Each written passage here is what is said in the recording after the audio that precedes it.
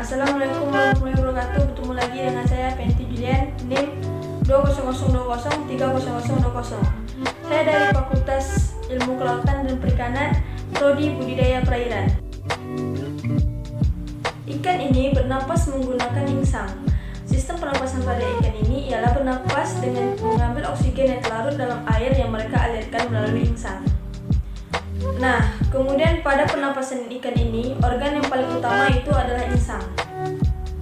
Kemudian ada juga organ tambahan pada beberapa ikan, yaitu labirin, depiticular, arborescens, dan gelombang renang.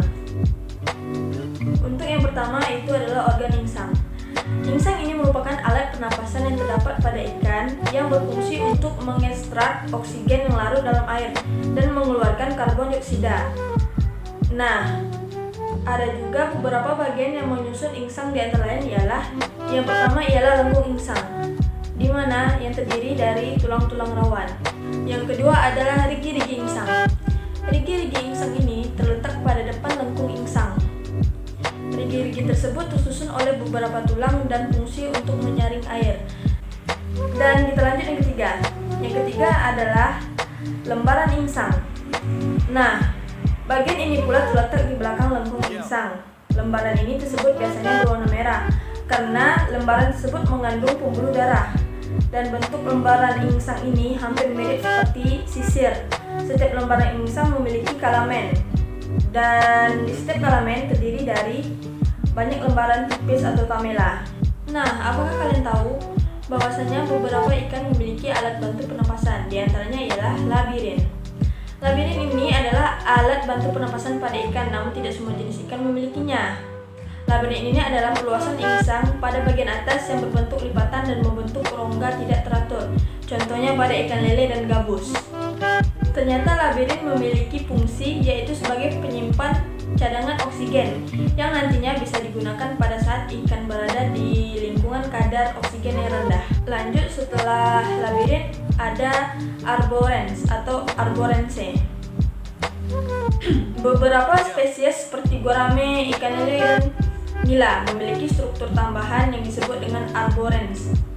Nah, arborescens ini adalah struktur tambahan pada insang yang berwarna merah dan berbentuk seperti bola karang, dan fungsinya sama dengan labirin.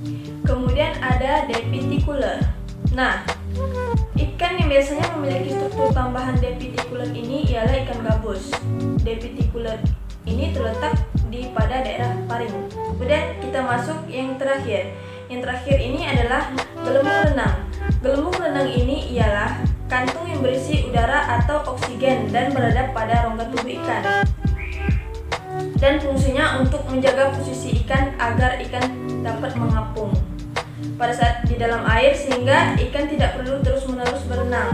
Contohnya pada ikan mas. Baik, sistem pernapasan pada ikan sudah kita bahas dan kita lanjut ke proses pernapasan pada ikan.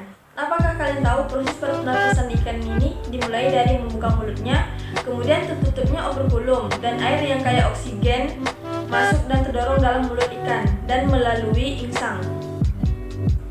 Nah, kemudian molekul oksigen akan ditangkap oleh hemoglobin pada jaringan pembuluh darah dalam insang, lalu diedarkan ke seluruh tubuh ikan. Karbon dioksida dan pembuangan respirasi lainnya dilepasi melalui insang. Kemudian akan menutup mulutnya dan membuka tutup insang. Selanjutnya air akan mengalir melalui insang tersebut. Nah, cukup sampai di sini penjelasan saya tentang sistem pernapasan pada ikan. Saya ucapkan terima kasih dan mohon maaf jika ada salah kata dan